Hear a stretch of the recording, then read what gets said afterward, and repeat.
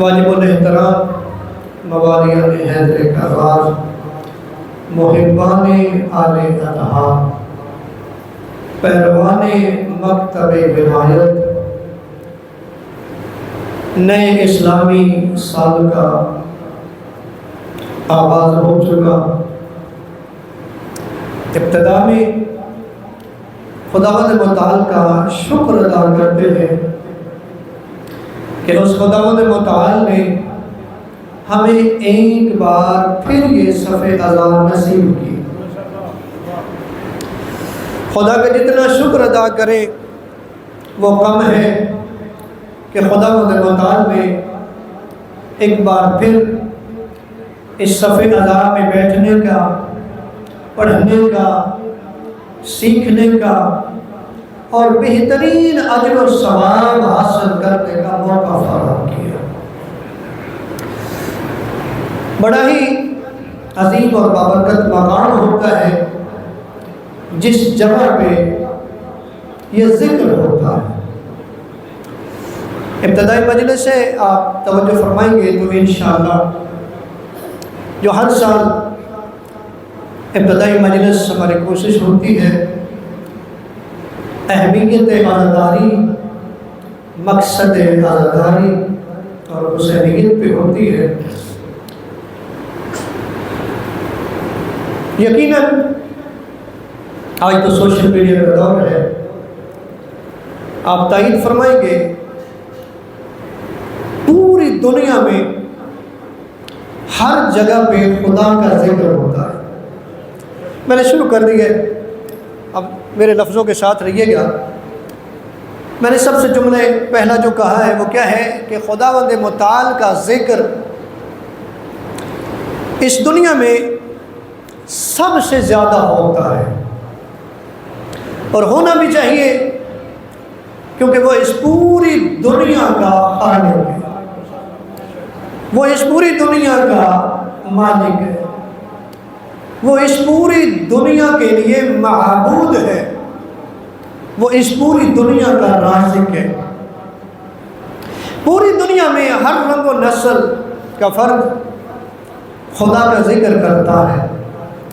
اگر آپ متوجہ ہوں گے تو جملہ دے دوں، ہر رنگ و نسل کا، ہر قوم ملت کا بندہ اللہ کا ذکر کرتا ہے پوری دنیا میں۔ اسی طرح پوری دنیا میں حسین کا ذکر ہوتا ہے۔ اسی طرح پوری دنیا میں حسین کا ذکر ہوتا ہے۔ ہر گلی، ہر کوچہ، ہر بازار، ہر صوبہ، ہر ضلع، ہر ملک، یہاں تک کہ جو گئے وہ تو کہتے ہیں جہاں دنیا ختم ہوتی ہے وہاں پہ بھی لکھا ہوا ہے السلام علیکہ یا ابا عبداللہ۔ تو جہاں جہاں پہ بھی خدا کا ذکر ہو رہا ہے وہاں پہ حسین کا ذکر ہو رہا ہے۔ اب یہ نہ سمجھیے گا، کیونکہ بعض اوقات جملہ انسان بولتا ہے تو اس کا مطلب غلط لے لیا جاتا ہے۔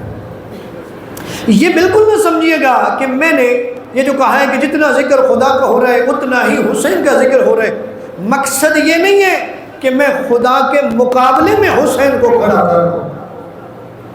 کیوں؟ خدا کے مقابلے میں کسی کو کھڑا کر کیا جائے تو وہ شرک ہے۔ وہ کیا ہے؟ کیوں؟ اس لیے کیونکہ حسین عبد خدا ہے، وہ خالق ہے حسین کا، اس کی وجہ خود خدا ہے۔ خدا نے قرآن میں فرمایا فاذکرونی اذکرکم، فرمایا تم میرا ذکر کرو میں تمہارا ذکر کروں گا۔ اب اس اللہ کی کائنات میں جیسا ذکر حسین نے اللہ کا کیا ہے، جیسا ذکر امام حسین علیہ السلام نے اللہ کا کیا ہے، اللہ کی کائنات میں ایسا کوئی ذکر کر ہی۔ اب یہ خدا اپنا وعدہ پورا کر رہے ہیں، کبھی مجھ سے کروائے گا، کبھی آپ سے کروائے گا، کبھی کسی اور سے کروائے گا۔ تو جدھر جدھر خدا کا ذکر ہے وہاں پہ حسین کا ذکر ہے۔ اور مومن وہ ہوتا ہے کہ اللہ کا ذکر بھی کرتا ہے اور حسین کا ذکر بھی کرتا ہے. کیوں؟ اللہ نے قرآن میں فرمایا والذین آمنوا اشد حبا للہ.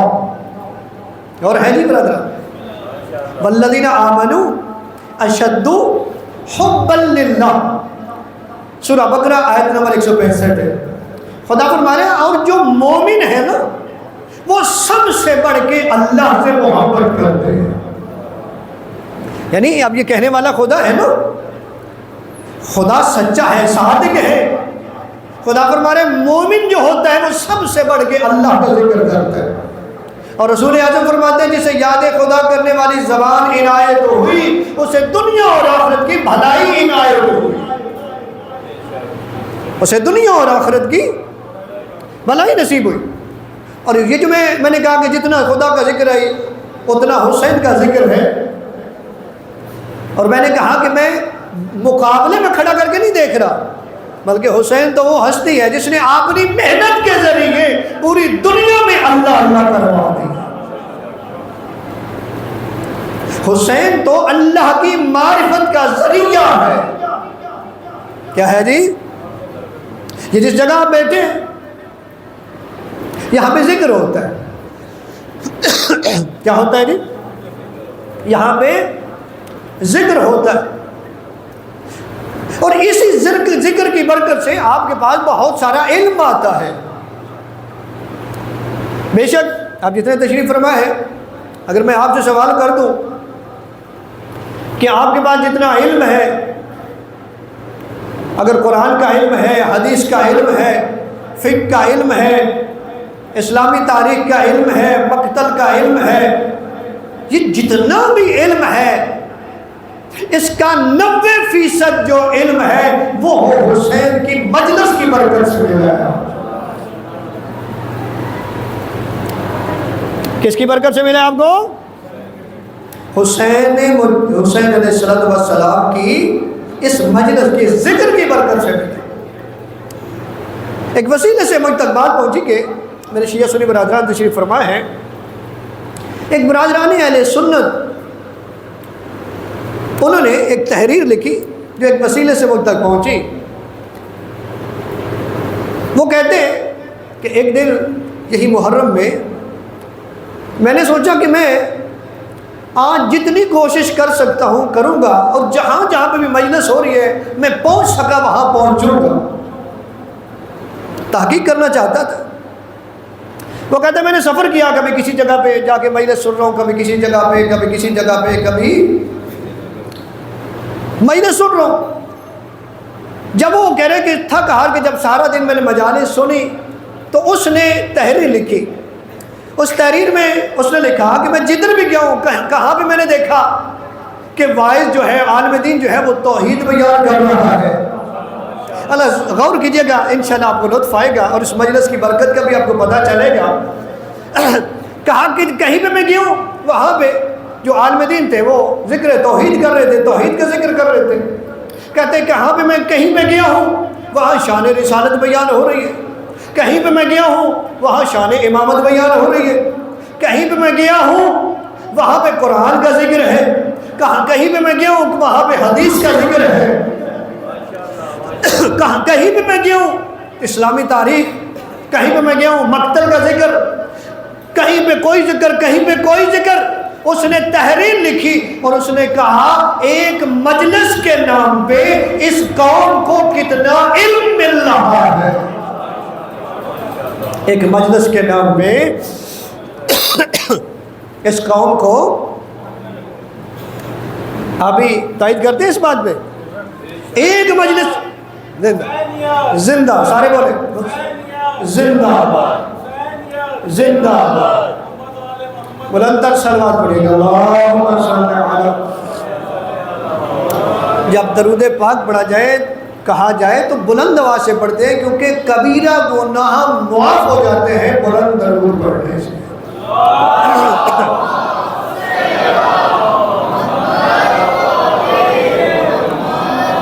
کہا کہ جی مجلس کے نام پہ ان علی والوں کو اتنا علم مل رہا ہے، اور یقیناً میں نے کہا نا کہ آپ ہی تائید کریں گے، مجلس کے نام پہ اتنا علم مل رہا ہے. اور یہ جو علم، اسی لیے تو کہتے ہیں کہ یہ مدرسہ حسین ہے. یہ کیا ہے؟ مدرسہ. اور ہم طالب علم ہیں. یہ درس آل محمد ہے. یہ درس آل محمد ہے. اسی لیے تو اس پہ اعتراض ہوتا ہے. ایک اعتراض ہوتا ہے، بتا دوں، غور ہے جی سارے صاحبان کی، میرے شیعہ سنی برادران. ایک اعتراض ہوتا ہے، وہ کہتے ہیں کہ جی نئے اسلامی سال کی ابتدا ہوتی ہے اور اس کی ابتدا یہ عزاداری سے کرتے ہیں، رونے سے کرتے ہیں، تو اس طریقے سے یہ پورا سال منحوس ہو جاتا ہے. اجازت ہے جی جواب دے دیں؟ آپ تھوڑے بول رہے ہیں، میں کہہ رہا ہوں کہ اجازت ہے جواب دے دوں. اعتراض کیا ہے کہ اسلامی نئے سال کی ابتدا ہو رہی ہے اور یہ رونے سے ابتدا کر رہے ہیں، ایسے تو یہ پورا سال منحوس ہو جاتا ہے. تو میں کہتا ہوں اے اعتراض کرنے والے، ذرا ماں سے پوچھ تو صحیح، تو آتے بھی رو رہا تھا، تو آتے ہوئے بھی رو رہا تھا، تو آتے ہوئے روا، تیری زندگی منحوس نہیں ہوئی. ذکر حسین کرنے سے، عزاداری حسین کرنے سے سال منحوس ہوتا ہے. بھائی تیرے تو ماں باپ انتظار کر رہے تھے، کب روئے پتہ چلے یہ زندہ ہے. اس طریقے تو پتہ چلا کہ رونا تو زندگی کی علامت ہے. رونا کیا ہے؟ یہ عزاداری، یہ رونا، یہ زندگی کی علامت ہے. تیرا رونا زندگی کی علامت ہے، حسین کو رونا رسول خدا کے راضی ہونے کی علامت ہے. یہ عزاداری مطلوب خدا بھی ہے، محبوب خدا بھی ہے، اور صرف خدا کی نہیں، رسول اعظم کی بھی مطلوب ہے، رسول اعظم کو محبوب بھی ہے، ائمہ اہل بیت علیہ السلام کو مطلوب بھی ہے، محبوب بھی ہے، بلکہ محمد و آل محمد کی تعلیمات بھی ہے. یہ عزاداری، یہ ذکر حسین، یہ حسین کو رونا، یہ ان ہستیوں کی خدا کی کیا ہے؟ پسندیدہ ہے. ایسے لوگوں سے اللہ محبت کرتا ہے، نبی محبت کرتے ہیں، ائمہ اہل بیت علیہ السلام محبت کرتے ہیں. یہ سنت نبی ہے. کیا ہے جی؟ سنت نبی ہے. یہ اعتراض اس لیے ہوتا ہے کیونکہ اعتراض کرنے والا اس کی تاثیر کو سمجھ چکا ہے. پتہ نہیں بات پہنچی ہے یہ نہیں. اعتراض کرنے والا اس کی تاثیر کو سمجھ چکا ہے کہ اس کا اثر کیا ہے. چلو میں ایک جملہ کہتا ہوں، آپ کو بھی اس کے اثر کا پتہ چلے گا. کیونکہ یہ وہ عزاداری ہے، یہ وہ مقصد حسین ہے، یہ وہ ذکر حسین ہے کہ 1400 سال ہو گئے ہیں کہ اسی مجلس کی برکت سے کئی آسی آئے اور بندے ہوئے دنیا میں بیٹھے ہیں. کئی آسی آتے ہیں، حر بن جاتے ہیں. وہاں امام حسین علیہ السلام نے ایک آسی کو حر بنا دیا. حسین اسے کہتے ہیں جس کا ذکر 1400 سال سے گناہگاروں کو حر بنا رہا ہے. کیا کر رہے ہیں؟ تھوڑی سی بندہ کوشش کرے نا. کیونکہ آج کل تو اگر آپ دیکھیں نا تو قوم امت مسلمہ بیدار ہو گئی ہے. کہ جو حالیہ جنگ ہوئی ہے نا، اس میں ہمارے برادران اہل سنت، میں سلوٹ پیش کرتا ہوں، بیدار ہوئے. انہوں نے دشمن کو پہچان لیا ہے.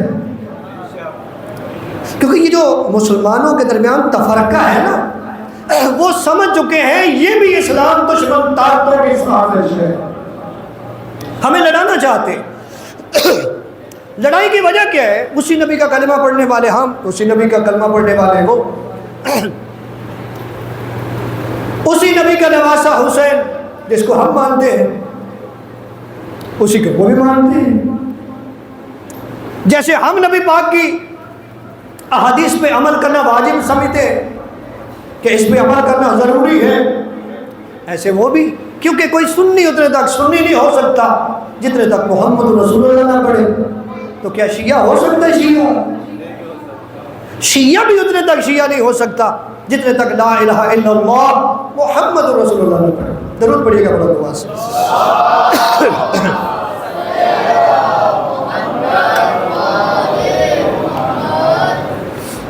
شیعہ سنی بھائی یہ حالیہ جنگ میں بیدار ہو گئی امت. اپنا جو حقیقی دشمن ہے نا اس کو پہچان لیا. اور یہ قوم جس کے ساتھ کھڑی ہوئی ہے نا انہوں نے بتایا ہے کہ کربلا کیا ہے, کربلا کا اثر کیا ہے. انہوں نے بتایا مقصد کربلا کیا ہے, مقصد حسین کیا ہے.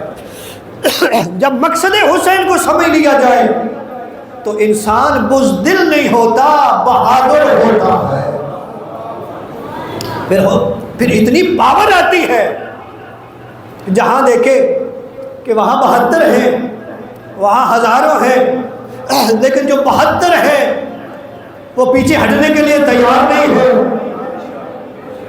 انہوں نے ادھر سے سیکھا اور آج دنیا نے دیکھا میرے شیعہ سنی برادران, وہ جو بہت بڑی باتیں کرتا تھا اس دشمن کو گھٹنے ٹیکنے پہ مجبور کر دیا. یہ کس کا اثر ہے؟ مقصد کربلا, مقصد حسین, کربلا کو پڑھنے کا اور سمجھنے کا نتیجہ. ہمیں بھی ضرورت ہے اس مقصد کو سمجھے, کیونکہ دشمن جان چکے کہ یہاں تفرقہ ڈالو, کیونکہ اس کے ذریعے پتہ چلے گا. کیونکہ عزاداری کے کچھ مقاصد بیان کیے گئے. ایک توجہ کریں, ایک سوال پڑھیں, میں آگے بڑھتا ہوں.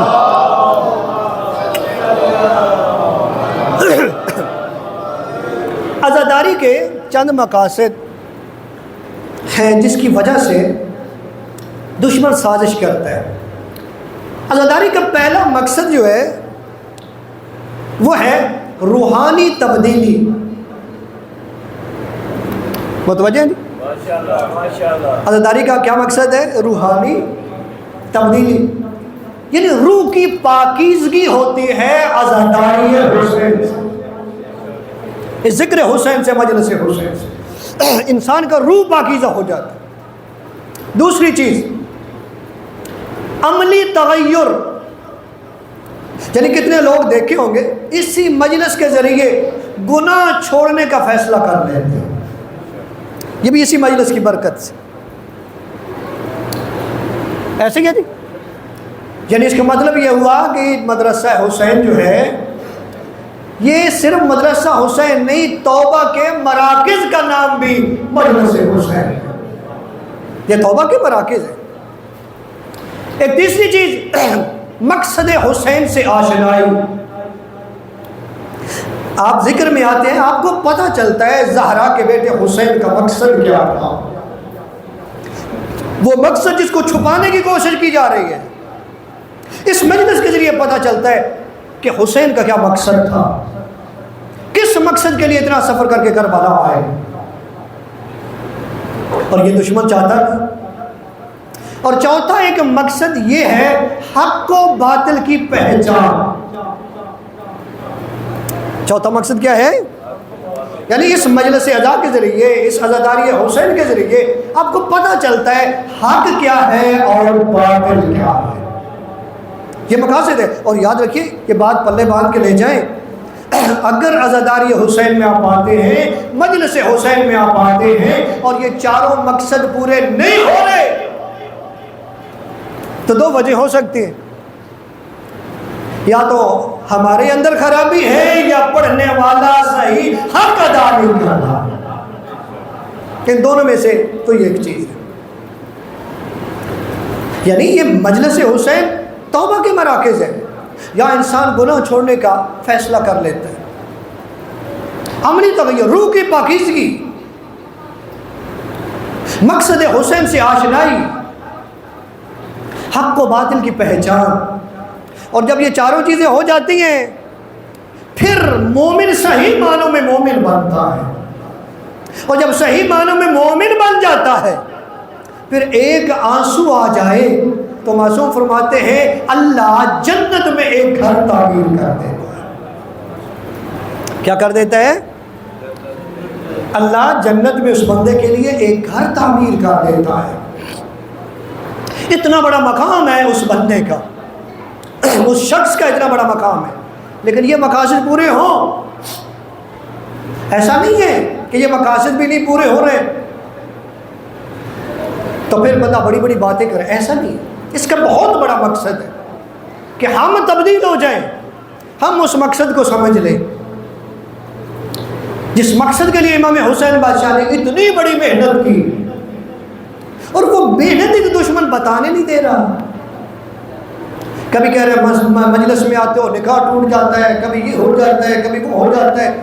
اب میرے شیعہ سنی برادران، یہ 10 دن سنیے گا مجھے، اور کوئی جملہ مجھے بتائیے گا کہ کون سا جملہ ہے جس نے نکاح کو توڑ دیا ہے. ذکر حسین سے کبھی نکاح ٹوٹتا ہے؟ اگر متوجہ ہے تو جملہ دے دوں. بھائی ان کے ذکر سے نکاح ٹوٹے گا جنہوں نے دنیا کو نکاح بتایا ہے. توجہ ہے؟ جنہوں نے دنیا کو نکاح بتایا. مجھے ایک جملہ یاد آ گیا. ہمارے ایک بہترین عالم دین ہے کراچی کے، علی رضا رضوی، علامہ علی رضا رضوی صاحب. وہ ایک کسی سیاسی شخصیت نے کراچی کی، انہوں نے کوئی سادات کے خلاف غلط بات کی. کیا پیارا جواب دیا انہوں نے کہا جن سادات پہ تو زبان درازی کر رہے ہیں نا، اگر یہ نہ ہوتے تو تم قبروں میں نہ دفنائے جاتے، تمہاری چتا جلائی جاتے. اگر یہ نہ ہوتے تو تمہیں دفنایا نہیں جانا تھا، تمہاری چتا کو. یہ ان چیزوں کی برکات ہے، اور یہی برکات لوگوں تک پہنچنے نہیں دی جا رہی. بھئی ذکر حسین، وہ جو رسول اعظم نے اتنا ذکر کیا حسین کا، یہ جو آپ آئے ہیں یہ کون سی چیز آپ کو لے کے آئی؟ محبت حسین. کون سی چیز لے آئی؟ مولا امیر علیہ السلام فرماتے ہیں جو شخص بھی جس چیز سے بھی محبت کرتا ہے اس کے ذکر میں ہمیشہ رہتا ہے. اس کے یعنی آسان کر دیتے ہیں کہ جو جس سے محبت کرتا ہے نا، وہ جدھر بیٹھتا ہے اسی کا ذکر کرتا ہے. ہم شیعہ سنی برادران حسین نہیں ہیں، ہم حسین کا ذکر کرتے ہیں. کیا جی؟ اور رسول خدا فرماتے ہیں دوستوں کی محفل میں بندہ تھکتا نہیں ہے. اسی لیے تو حسین کے ماننے والے کئی گھنٹے کئی گھنٹے بیٹھے رہتے ہیں. اکتاہٹ. آپ میں سے کتنے لوگ ایسے ہوں گے جنہوں نے پلان بنایا ہوگا کہ آج ادھر ابھی سن کے تو ابھی کہیں صدر جانا ہے، کہیں فلاں جگہ جانا ہے، تو اگر تو اکتا جائیں. یہ محبت کی دلیل ہے. کون سی محبت؟ وہ محبت جس کے بارے میں میرے شیعہ سنی برادران جس نبی کا ہم کلمہ پڑھتے ہیں، نبی اعظم کیا فرماتے ہیں؟ نبی اعظم فرماتے ہیں اذا اراد اللہ بعبد خیرا جعل فی قلبہ حب الحسین. نبی اعظم فرماتے ہیں اللہ جس بندے کو خیر عطا کرنا چاہتا ہے، اللہ جس بندے پہ بھلائیاں عطا کرنا چاہتا ہے، کرتا کیا ہے؟ کیا دولت دیتا ہے؟ کیا جاگیر دیتا ہے؟ کوئی بڑا منصب دیتا ہے؟ فرمایا نہیں، خیرا جعل فی قلبہ حب الحسین. اللہ اس بندے کے دل میں حسین کی محبت ڈال دیتا. کنجوسی نہ کرے، ہاتھ کرے حیدری. یا علی اللہم صلی اللہ.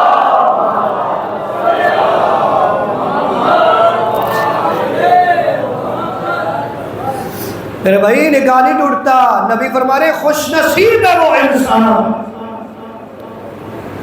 جس کے دل میں حسین کی محبت ہے. کیا نبی اعظم نے ایسے گلے لگا لیا حسین کو، اور پھر کہتے ہیں میرا اللہ میں حسین سے محبت کرتا ہوں، تو بھی حسین سے محبت کر. حدیث سنا رہا ہوں، میرا اللہ میں بھی حسین سے محبت کرتا ہوں، تو بھی حسین سے محبت کر. اور حدیث رکی نہیں ہے، اور فرمایا یہ محبت رکنی نہیں چاہیے، آگے چلنی چاہیے. کیسے؟ فرمایا میں بھی حسین سے محبت کرتا ہوں، تو بھی حسین سے محبت کر، اور تو اس سے بھی محبت کر جو حسین سے محبت کرتا. تو اس سے بھی محبت کر۔ آپ کے چہرے دیکھ کے میرا دل چاہتا ہے کہ یہ جو پر رونق چہرے ہیں مزید پر رونق ہو جائے۔ نبی اعظم نے ایک دفعہ صحابہ کا مجمع ہے، حسین سامنے کھڑے ہیں، حسین کو اٹھا لیا، صحابہ کو دکھایا، دکھا کے کہتے ہیں میرے صحابہ ھذا حسین، یہ میرا حسین ہے۔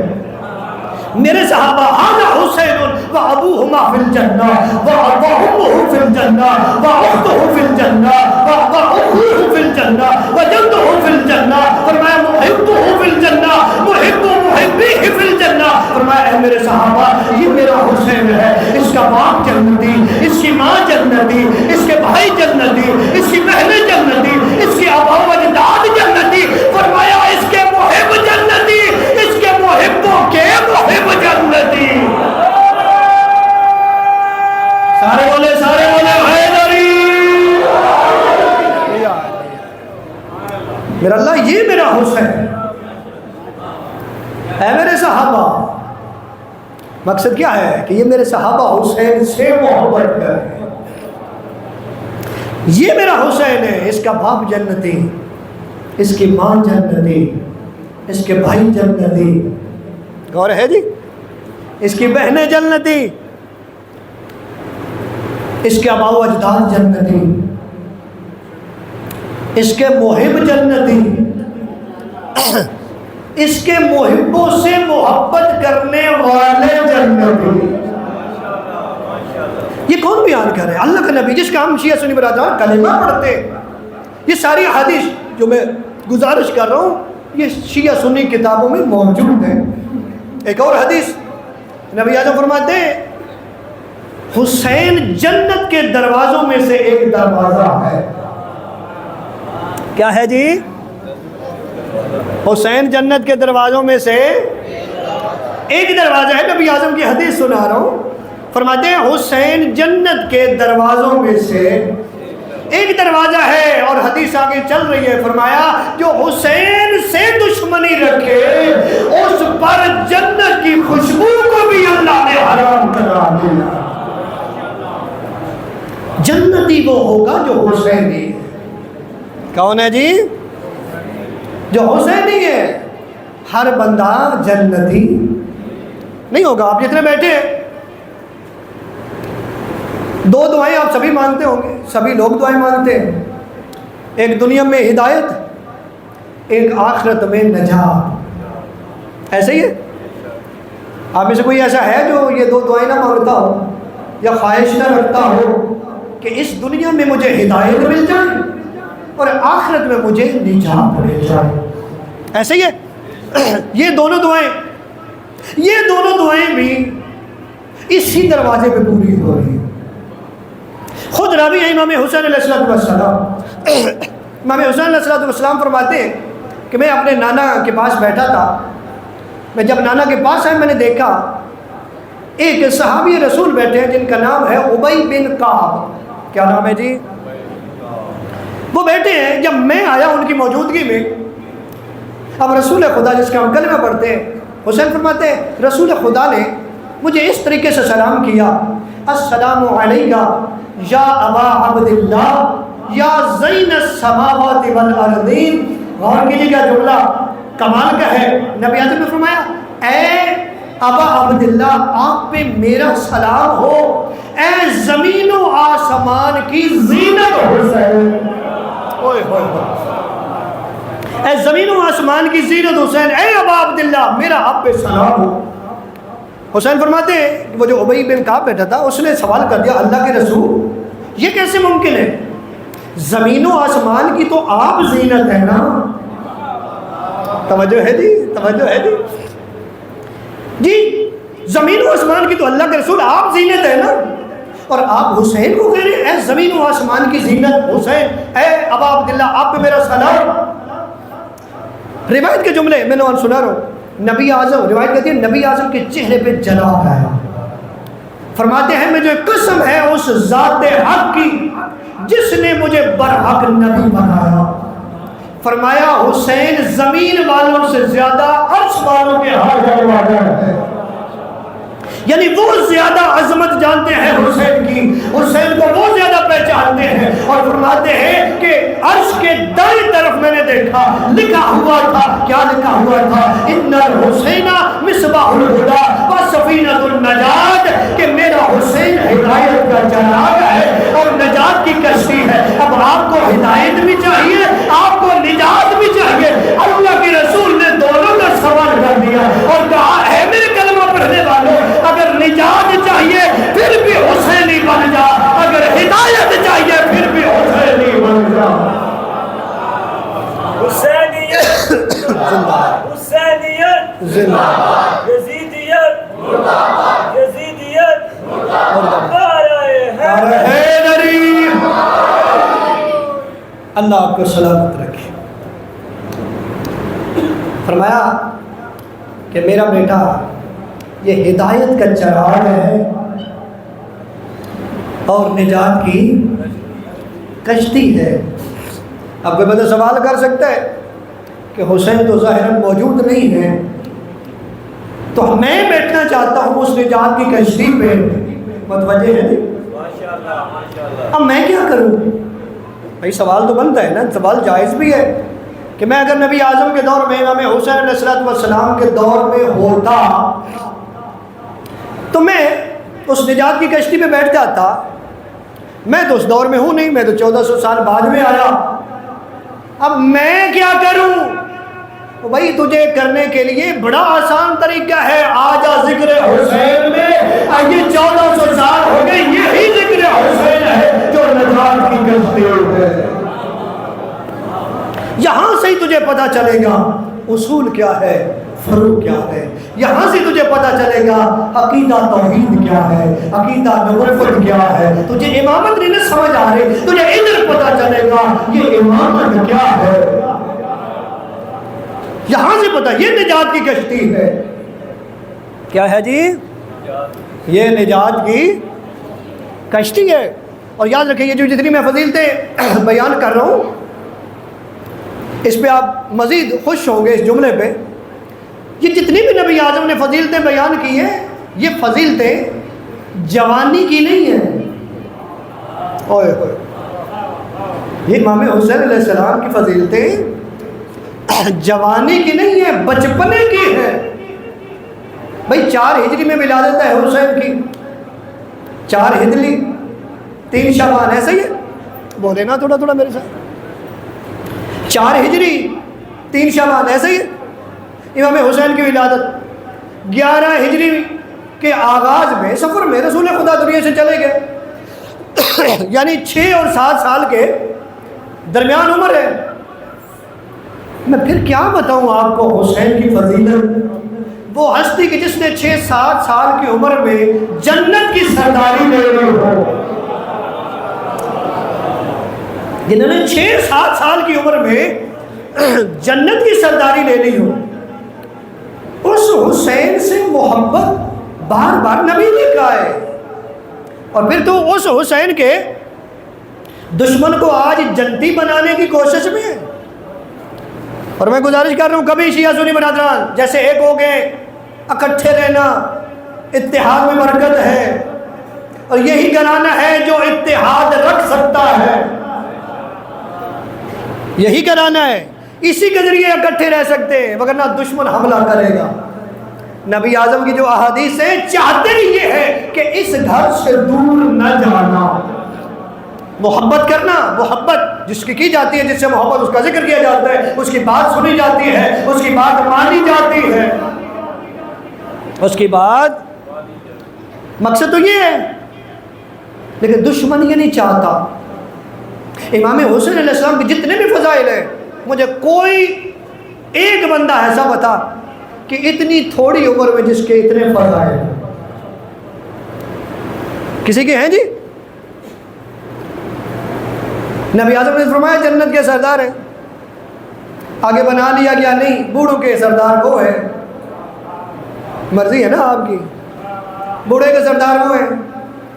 بھائی جوڑ لگاتے ہو یہ بھی نہیں دیکھا کہ بوڑھے جنت میں نہیں جائیں گے، جنت میں جو بھی جائے گا جوان بن کے، توجہ ہے سلمان کی، جو بھی جنت میں جائے گا جوانوں کے جائے گا، اور جوانوں کے سردار کون ہیں؟ حسن و حسین۔ اور اگر جنت چاہیے، حدیث بھی سنا دی، ویسے بھی دنیاوی حوالے سے اگر آپ دیکھیں تو کسی کی جاگیر میں جانا ہو تو اس کے ساتھ تعلق بھی اچھا ہونا چاہیے، وگرنہ وہ اپنی جاگیر میں آنے نہیں اجازت دیتا۔ حسین وہ بادشاہ ہے کہ جو جنت کا مالک ہے۔ فرمایا الحسن والحسین سیدہ شباب اہل الجنہ و ابوہما خیر منہما۔ فرمایا حسن و حسین جوانان جنت کے سردار ہیں اور ان کا باپ ان سے بھی افضل ہے، ان کا باپ ان سے بھی۔ تو گزارش کر رہا تھا، بس آخری جملوں پہ آ گیا، یہ جتنے فضائل ہیں یہ امام حسین علیہ السلام کے بچپن کے ہیں۔ یہ کون سے فضائل ہیں جی؟ یہ بچپن کے فضائل ہیں۔ چند واقعات بھی گنوائے جا سکتے، ایک واقعہ سن لیں اور وہ بھی مختصر، ابھی تھوڑے دن ہی گزرے۔ ایک واقعہ ہوا جب رسول خدا کو عقیدہ توحید کے مخالفوں کے مقابلے میں کچھ سچے چاہیے تھے۔ آپ کی مرضی ہے، مگر نہ قدیم مومن ہو، امتحان تو لینا محرم میں بنتا نہیں ہے، کوشش کریں گے تو انشاءاللہ لطف آئے گا۔ ایک نئے انداز میں بات سن لیں، میں مباہلہ کی بات کر رہا ہوں۔ مباہلہ میں سچے چاہیے تھے نا؟ کیا چاہیے تھے؟ کتنے سچے چاہیے تھے؟ چند دن پہلے میں نے جملہ کہا، آج بندے تھوڑے زیادہ ہیں، ہمارے بچے بھی ہیں، انہیں نصاب کی کتابوں میں پتہ نہیں کیا کیا پڑھایا جاتا ہے، تو جملہ کہتا جاؤں۔ یہ سچے چاہیے تھے نبی کو تین قسم کے۔ ایک سچے مرد چاہیے تھے، ایک جملہ غور سے سننا، خصوصاً یہ جو بچے بیٹھے، سچے مرد چاہیے تھے مباہلہ میں، سچی عورتیں چاہیے تھیں مباہلہ میں، اور سچے بچے چاہیے تھے، سچے مرد چاہیے تھے، سچی عورتیں۔ یہ تین قسم کے سچے چاہیے تھے۔ غور ہے جی؟ مباہلہ میں جانے کے لیے تین قسم کے سچے چاہیے تھے۔ یہ جو بچوں کو اتنا کچھ غلط پڑھایا جا رہا ہے، میں چاہ رہا ہوں جملہ دے دوں نا بچوں کے یہاں پہ نقش ہو جائے کہ مباہلہ جس کا انکار کوئی نہیں کر سکتا۔ شیعہ سنی برادران نے لکھا بھی گئے کون تھے، یہ بھی لکھا، یہ بھی لکھا، لیکن یہ بتاتا جاؤں یہ جو گئے ہیں یہ کس گھر سے گئے ہیں۔ تھوڑا متوجہ ہو جائے، میں جملہ دے دوں، بالخصوص میں بچوں کے لیے یہ جملہ کہہ رہا ہوں۔ بھائی تین قسم کے سچے چاہیے تھے مباہلہ میں نبی کو، سچے مرد، سچی عورتیں، سچے بچے۔ میں پھر کہہ رہا ہوں تین قسم کے لوگ سچے چاہیے تھے نبی کو مباہلہ میں، سچے مرد، سچی عورتیں، سچے بچے۔ ممبر کے تقدس کی قسم ہے، جہاں مرضی ہے چلا جا پوچھ لینا، یہ تینوں قسم کے سچے نبی کو مباہلہ میں چاہیے تھے۔ نبی کو کہیں اور جانے کی ضرورت ہی نہیں پڑی، ایک ہی ابو طالب کے دروازے پہ آئے ہیں۔ کنجوسی تو نہیں نا، کنجوسی تو نہیں نا، ایک ہی ابو طالب کے دروازے پہ آئے، سچے مرد بھی مل گئے۔ پتہ نہیں کیسی کمال تربیت کی ہے ابو طالب نے، سچے مرد بھی مل گئے، سچی عورتیں بولو، سچے بچے بھی۔ اور یہ بچے کتنے سچے ہیں، مگر نا ہمارے بھی تو بچے ہیں، کسی ضروری کام، بہت زیادہ ضروری کام ہو تو اکثر دیکھا ہے ماں باپ چلے جاتے ہیں، بچوں اپنے گھر میں رہنے۔ توجہ ہے جی سارے صاحبان کی؟ یہ کتنے عظیم بچے ہیں کہ جن کو چھوڑ کے نہیں گئے، حالانکہ بڑے بڑے بڑوں کو چھوڑ کے گئے۔ اور ہے جی، اور یہ یاد رکھیے گا مدینہ بھرا ہوا تھا، یہ مکے کی بات نہیں ہے۔ ایک سال بعد انہیں کیا ہونا تھا؟ آخری حج، جس میں 1.25 لاکھ لوگ تھے۔ وہاں کا میری جو حرم میں بیوی ہیں وہ بھی چلے، سارے صحابی بھی چلے، سارے گھر والے بھی چلے۔ اللہ کے رسول 1 سال پہلے کی تو بات ہے، وہاں سچے مرد چاہیے، سیگے بھی جمع کے ہیں۔ اللہ کے رسول وہاں تو آپ ایک گلی میں اشارہ کر دیتے، لوگ بھر جاتے، گلیاں بھر جاتی لوگوں سے، لیکن ایسا ہوا نہیں ہے۔ ایسا یہ تینوں قسم کے سچے چلے، جو ٹوٹل 5 تھے۔ کتنے؟ اس جملے کے لیے محنت کی، آپ کا مزاج بنایا، بات حسینیت پہ ہو رہی۔ اچھا اہل سنت ہے عالم، اس نے لکھا کہ ایک انگلی کے ساتھ ہے حسن، ذرا ترتیب تو دیکھیں، ایک انگلی کے ساتھ حسن ہے، گود میں حسین ہے، پیچھے سیدہ ہے، اون کے پیچھے مولا متقیان ہے۔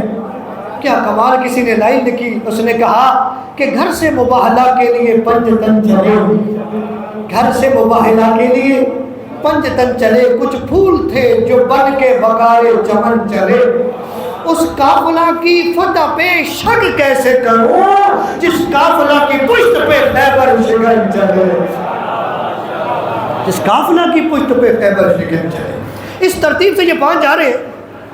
اچھا یہ کس کام جا رہے ہیں؟ ظاہر سامنے جو تھے انہوں نے عقیدہ توحید پہ حملہ کر دیا، عیسیٰ کو اللہ کا بیٹا مان رہے، تو ان کے مقابلے میں چل پڑے۔ اس کا مطلب ہے عقیدہ توحید کی بات ہو رہی ہے، اس کو بچانے جا رہے ہیں۔ رسول خدا نے دلائل دیے، وہ نہ مانے، اس کا مطلب ہے دوسرے نمبر پہ صداقت پیغمبر کی بات ہے، صداقت پیغمبر کی بات ہے۔ تیسرے نمبر پہ رسول خدا قرآن کی آیتیں پڑھتے تھے، وہ نہ مانے، اس کا مطلب ہے آپ روئے قرآن کی بات ہے۔ لفظوں کے ساتھ رہیے، تین باتیں نا، عقیدہ توحید پہ حملہ ہوا، صداقت پیغمبر پہ حملہ، آپ روئے قرآن پہ بولو حملہ۔ بھائی یہ جو بڑے جا رہے ہیں یہ تو سمجھ آتی ہے، یہ گود میں جانے والے کیا کر رہے ہیں؟ بات تو یہ سمجھ آ رہی ہے نا، وہاں تو مسئلہ توحید کی بات ہو رہی ہے، وہاں تو صداقت پیغمبر کی بات ہو رہی ہے، یہ گود میں کیوں جا رہے ہیں، جہاں کیوں جا رہے ہیں، وجہ کیا ہے؟ کیا یہ مسئلہ حل کر سکتے ہیں؟ غور ہے جی بھائی، سوال یہ ہے کہ بچے واقعی کوئی ایسا مسئلہ تو حل نہیں کر سکتے، بچے تو بچے ہوتے ہیں، بچوں کا کام تو کھیلنا ہے، ایسے ہی ہے جی۔ لیکن امام حسین علیہ السلام اور امام حسن کو لے جا کے یہ دنیا کو بتا دیا جو بچے کھیلتے ہیں وہ اور ہے، حسین ابن علی اور ہے۔ اور جس جملے کے لیے میں نے محنت کی، رسول خدا اس مقصد کے لیے حسین کو کیوں لے کے گود میں اٹھا کے، میرے برادران جس مقصد کے لیے یہ دن منائے جاتے ہیں اس مقصد پہ جملہ آخری، رسول اعظم اپنی گود میں حسین کو لے جا کے دنیا کو درس دے رہے ہیں۔ ہو سکتا ہے میں نہ رہوں، اس کا بابا علی نہ رہے، اس کا بھائی حسن نہ رہے، تو کوئی مشکل والی بات نہیں ہے۔ اگر حسین ہوا، نہ عقیدہ توحید کو خطرہ ہے، نہ رسالت کو خطرہ ہے، نہ قرآن کو خطرہ ہے، میرا حسین ہے، میرا حسین ہے۔ یہ آپ ایسے سمجھ لیں ایک پریکٹس تھی جو دنیا کو بھی بتا رہے تھے، اور پھر کیا حسین نے ایسے ہی نہیں کیا؟ یہ جو مدینہ سے چلے ہیں کس مقصد کے لیے چلے ہیں؟ میرے شیعہ سنی برادران، یہ جو مدینہ سے چلے ہیں حسین کے کون سا مقصد تھا؟ آج سوشل میڈیا کا دور ہے، آپ سنتے ہیں جی ایسے ڈنڈورا پیٹ رہے ہیں، اسلام کو خطرہ نہیں تھا۔ انہی کتابوں میں لکھا ہوا ہے یزید کیا کہہ رہا تھا؟ یزید کہہ رہا تھا کوئی وحی نہیں آتی تھی۔ غور ہے جی،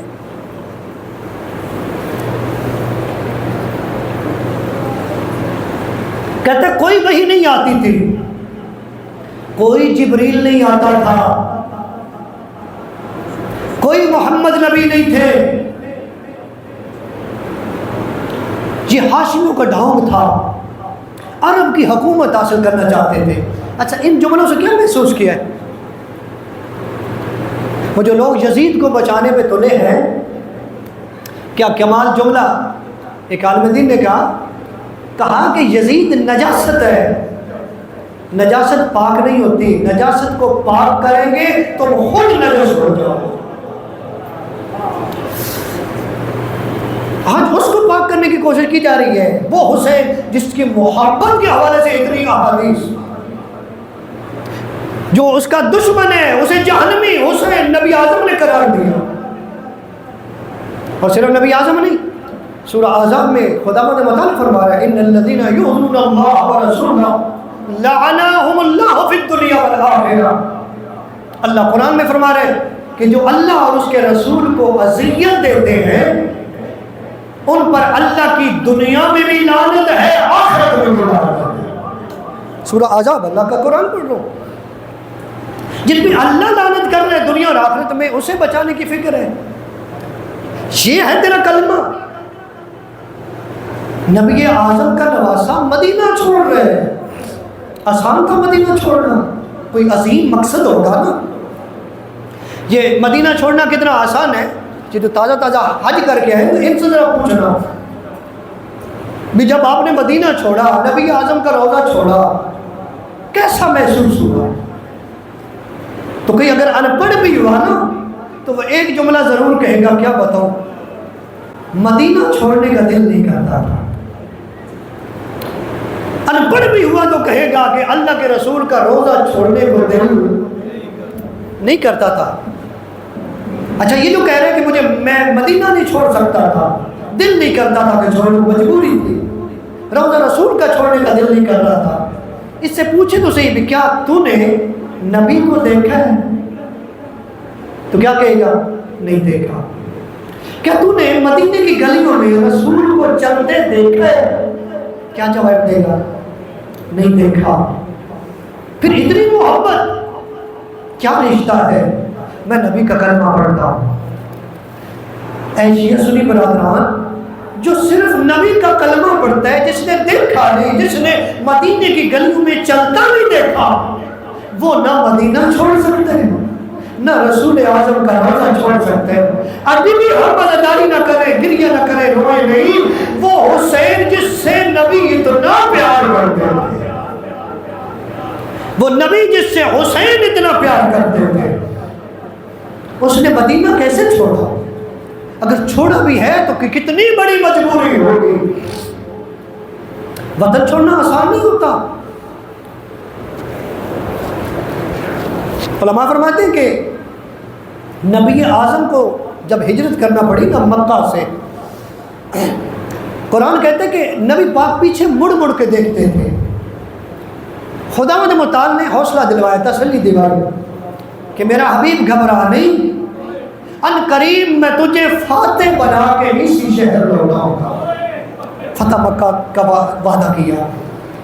یعنی حالانکہ نبی اعظم کو مکہ میں اذیتیں دی گئی، لیکن وطن سے اتنی محبت ہے کہ نکلتے ہوئے نبی مڑ مڑ کے دیکھتے تھے اور اللہ کو تسلی دینی پڑی. اور اداروں ذرا سوچو، حسین نے مدینہ کیسے چھوڑا جہاں پہ نبی اعظم کا روزہ موجود ہے؟ اس نبی کا روزہ موجود ہے کہ جس کے کاندھوں پہ سوار ہو کے مدینے کی گلی اجرکم اللہ، اجرکم اللہ، اللہ تیرے عزو کو قبول کرے. ایک جملہ کہتا جو محبت حسین کا، امام حسین کو اتنی محبت تھی نبی سے. اور وہ کہتے ہیں کہ جب رسول اعظم دنیا سے چلے گئے تھے نا، جب دنیا سے چلے گئے تھے نبی، امام حسین ہر روز آ جاتے تھے نبی کی قبر میں، روتے تھے، چیخیں مارتے تھے. ایک دن عالم خواب میں نبی اعظم کی زیارت ہوئی. میرا بیٹا تو کیوں روتا ہے؟ کہا آپ کی جدائی برداشت نہیں. نبی اعظم نے فرمایا حسین بیٹا چلا جا، میں دعا کرتا ہوں اللہ تجھے ایک ایسا بیٹا دے دو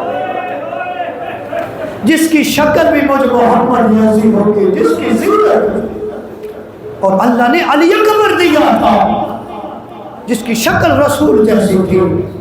جب بھی حسین کو دیکھنا ہوتا تھا اپنے نانے کا چہرہ، علی اکبر کا چہرہ دیکھتے تھے. اتنی جو محبت تھی، کتنا مشکل چلے ہوں گے مدینہ سے. عزاداروں، جب بیعت سے انکار کر دیا، اور روایت کہتی ہے کہ جب بیعت کا تقاضا کیا گیا تو حسین نے فرمایا یزید شراب خور ہے، فاسق و فاجر ہے، آج اسے پاک کرنے کی کوشش کی جا رہی ہے. روایت کہتی ہے حسین نے واضح لفظوں میں کہا کہ وہ فسق و فجور کرتا ہے، شراب خور ہے، بے گناہوں کا قاتل ہے. مثلی لا یبازی مثلا، مجھ جیسا اس جیسے کی بیعت نہیں کر سکتا. امام نے انکار کر دیا. امام نانا کے روضہ پہ آئے حضرت نانا کے روزے پہ آ کے ایک درد بھرا جملہ کہا، میرا نبیوں کا سلطان نانا، تیری قبر کی تیرے قبر کے مجاور کو تیری امت تیرے حسین کو مدینے میں نہیں رہنے دیتے۔ حضرت حسین فرماتے ہیں نانا مجھے قبر کی جگہ دے دے، میں زندہ نہیں رہنا چاہتا۔ کتنے درد بھرے جملے نبی آزمان میں خواب میں فرماتے ہیں، حسین تو جو یہاں رہتا ہے یہ بتا دین کون بچائے گا؟ میرا حسین دین اس وقت تک نہیں بچے گا جب تیرے گلے پہ خنجر نہیں چلے گا۔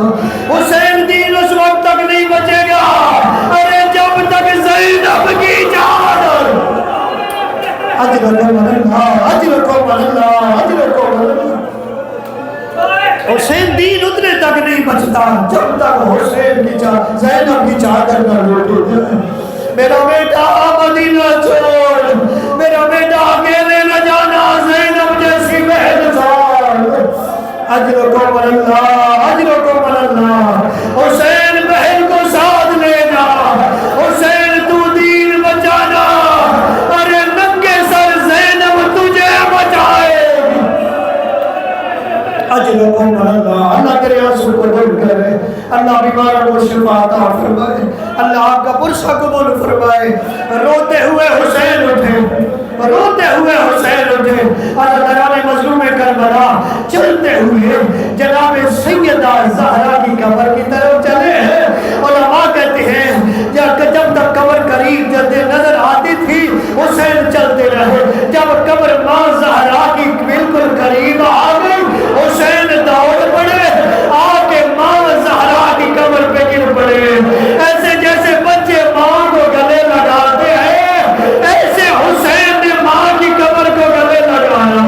ارے لوگ کہتے ہیں ماں زہرا، ارے میرے لیے دعا کرنا، ارے میں مدینہ چھوڑ رہا ہوں، ارے میں اکیلا نہیں، ارے تیری بیٹی زینب، ارے زینب کی آواز، زینب کا نام آیا، ارے قبر ہلی، اور علماء کہتے ہیں جناب سیدہ کی آواز آئی، حسین ارے تو اکیلا نہیں ہوگا، ارے آگے آگے تو ہوگا، ارے تیری ماں زہرا۔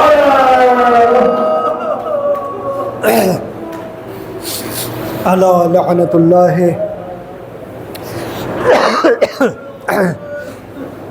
علی القوم الظالمین۔